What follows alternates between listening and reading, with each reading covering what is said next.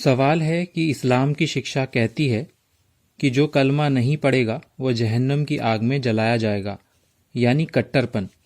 जबकि गीता में कृष्ण जी अर्जुन से कहते हैं कि इस प्रकार मेरे द्वारा तुमको परमात्मा का ज्ञान वर्णन किया गया है, इस पर पूरी तरह मनन करके जैसी इच्छा हो वैसा ही करो, यानी स्वतंत्रता।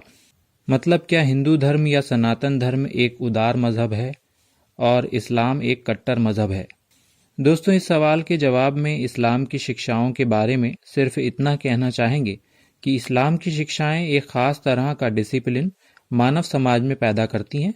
आप भी जानते हैं कि नियम कानून एक सभ्य और गंभीर व्यक्ति को ही पसंद होते हैं और एक असामाजिक तत्व रूल्स और रेगुलेशंस को हमेशा एक कट्टरपन, एक फंडामेंटलिज्म के तौर पर ही देखता है।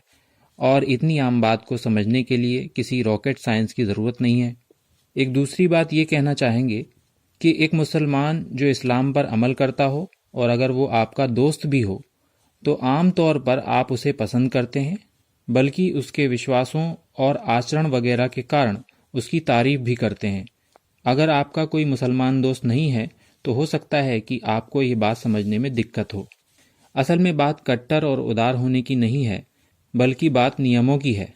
चलिए आगे बढ़ते हैं और देखते हैं कि गीता में इस बारे में मानने और ना मानने के क्या नियम कानून बताए गए हैं।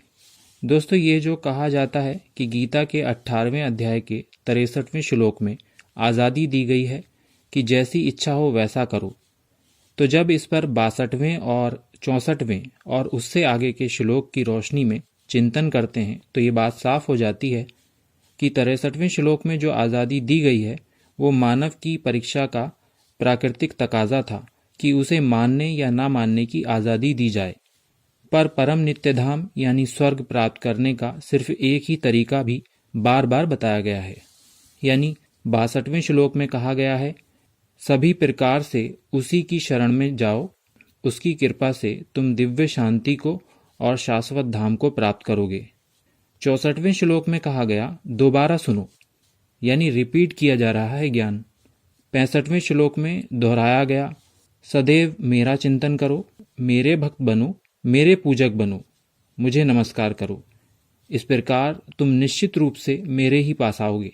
66वें श्लोक में तो साफ साफ कह दिया गया, समस्त प्रकार के धर्मों का परित्याग करो और मेरी एकमात्र शरण में आ जाओ, मैं समस्त पापों से तुमको मोक्ष प्रदान करूंगा, चिंता मत करो।